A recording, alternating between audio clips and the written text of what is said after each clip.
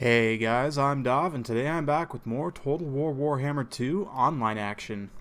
We're going to be taking the Lizardmen today, and we are facing up against the High Elves, this beautiful jungle swamp map. So let's go ahead and take a look at the army compositions. For myself, my armies are led by Kroq-Gar, of course, up on Grimlock. He's got the Hand of the Gods item, as well as his other abilities. Front line is a skink cohort in the center, with Saurus warriors also in the center line. They're backed up by these feral cold ones, who I'm a big fan of personally. I kind of use them almost how I would use squigs, which is to support the front line Saurus and give some extra armor piercing damage. You'll typically see, White Lions, Swordmasters, and Phoenix Guard in this matchup, all very high armor infantry. And these guys, for their cheap cost, can dish out quite a bit of armor piercing damage. They have great weapon strength at 30 armor piercing, 36 charge bonus. They don't have great combat stats, but they're more just there to supplement damage.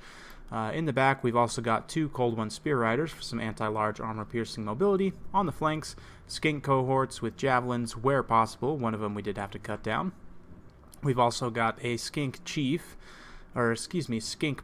Lore of Beasts. He's carrying Flock of Doom and Pan's Impenetrable Pelt, which are both very nice abilities.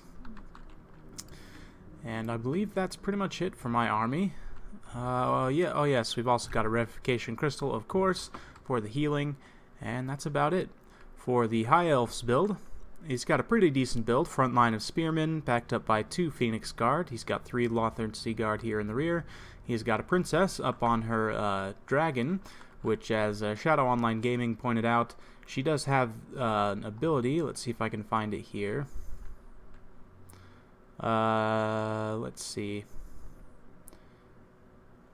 This one here, Loose. So it's plus 10 to reload skill within that radius.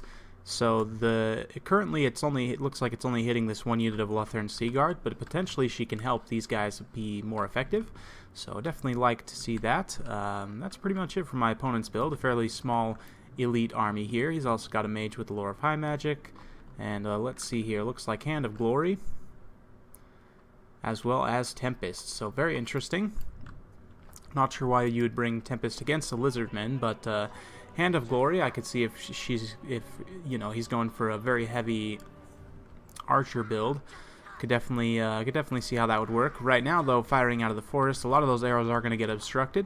So my opponent's going to push up here to the edge of the water. I'm going to do the same here, and we're going to meet right in this kind of swampy area right here. So one thing about skinks is they are aquatic. They have the aquatic special rule, which means they do not suffer the penalty from fighting in shallow water.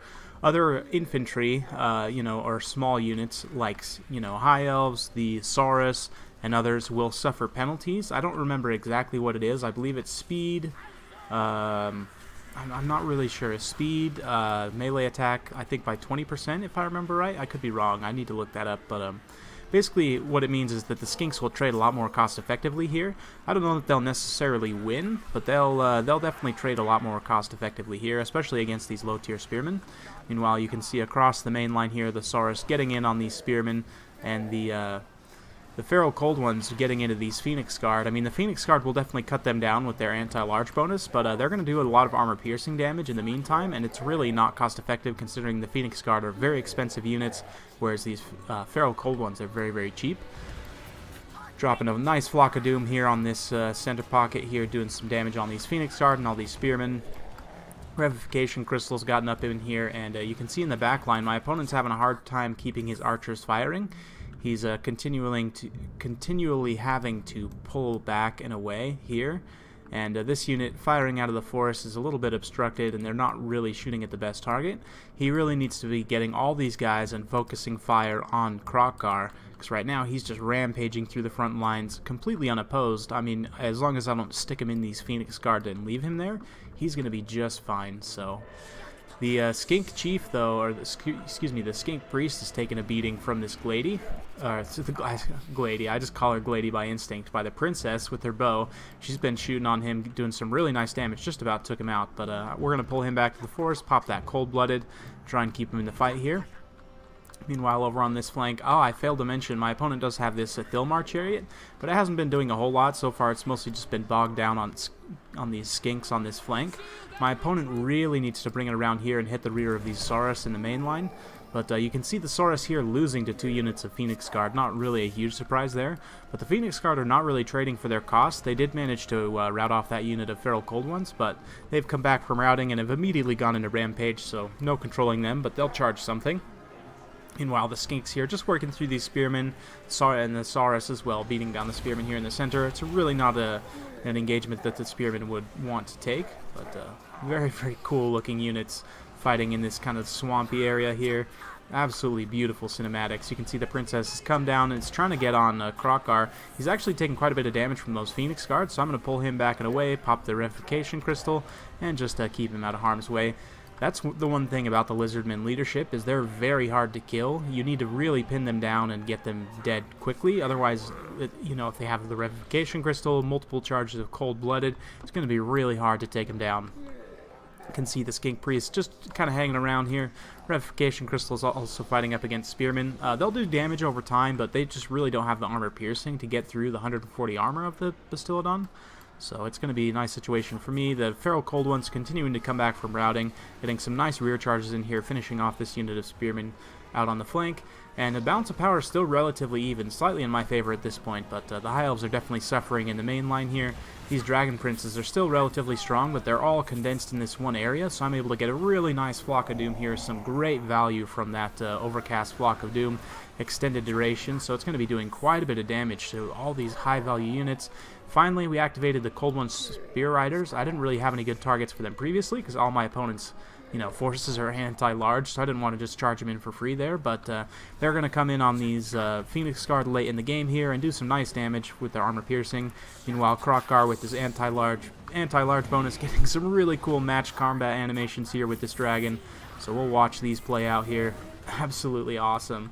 But this is not a fight the Princess wants to take. The anti-large armor piercing and excellent combat stats of Kroq-Gar are going to put her in a bad place. We've also put Pan's Impenetrable Pelt on him for that extra physical resistance, just to help him out in that duel situation. He's also tossing around some Phoenix Guard here. Man, I absolutely love the combat animations in this game. They really stepped up their game.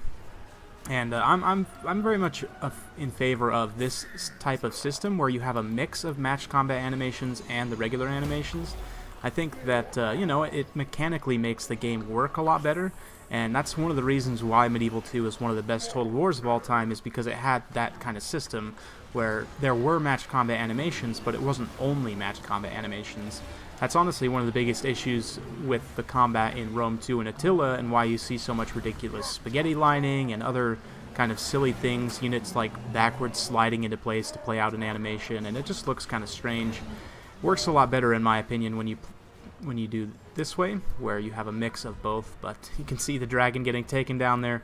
At that, the remainder of the High Elf forces are going to rout, and it will be victory for the Lizardmen. So, well played to my opponent. Hope you guys enjoyed watching that. In terms of an army build perspective, I mean, you can see this unit of Feral Cold Ones only got 8 kills, but they did quite a bit of shock damage and, tied up that Phoenix Guard for quite a while.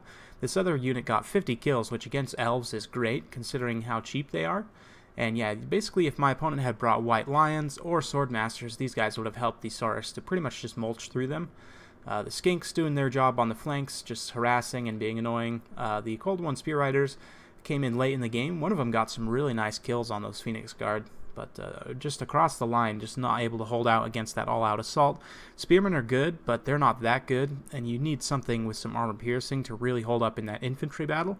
The Phoenix Guard did very, very well. I'm a huge fan of these guys in this matchup. Their main drawback is they're very expensive, so you can only bring a couple of them. But the Lothern Sea Guard as well are a nice pick. I probably would have dropped the shields just because the Lizardmen aren't a huge skirmish threat. If you drop the shields, you could maybe pull out a little bit of extra funds, and the Thilmar Chariot's a bit of an odd choice. It ended up getting 116 kills, but that was pretty much just on Skinks, so not super cost-effective in that regard. But if he had dropped the shields here, he could have maybe upgraded some of these guys to White Lions, and potentially it would have gone better for him, although the Feral Cold Ones are kind of designed to counter that, so it's interesting. It's a tough matchup for the High Elves, but they definitely have some tools to be able to win. You just kind of have to play them a little bit differently than you might expect. So, hope you guys enjoyed watching that. If you like this kind of content, like and subscribe. I'm keeping it coming with more every single day, so stay tuned for more, and we'll see you next time.